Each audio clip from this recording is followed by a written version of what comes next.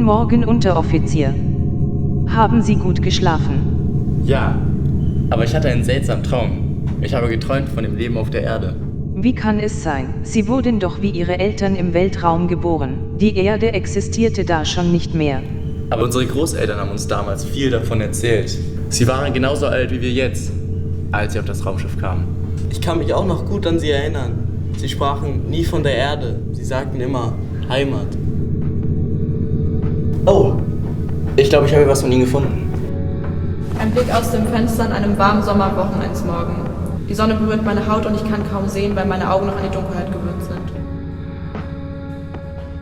Ein Krebs aus einem Fluss im Watt ziehen und ihn so in den Händen halten, dass er nicht kneift. Ich komme nach Hause und meine Katze wuselt um mich herum. Als ich meinen ersten Hund bekommen habe und er mir in die Augen schaut. Der Augenblick, wenn mein letzter Pfeil des Turniers fliegt und ich weiß, er wird treffen. Am sonnigen Skitag über einen Hügel springen. Der Triumph, wenn man jemanden Schachmatt setzt.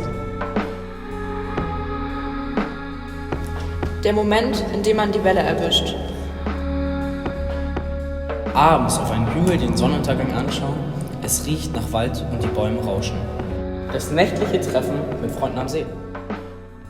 Nach einem anstrengenden Tag den Abend mit Pizza, einen Film und mein Dad ausklingen lassen.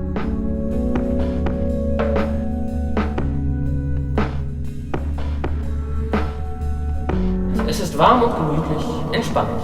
Man guckt aus dem Fenster und es ist sehr dunkel.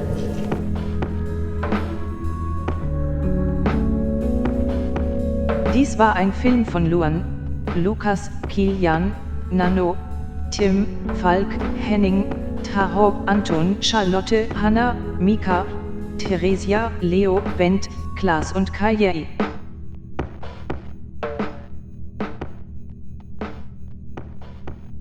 Ich hoffe, ich habe die Namen richtig ausgesprochen.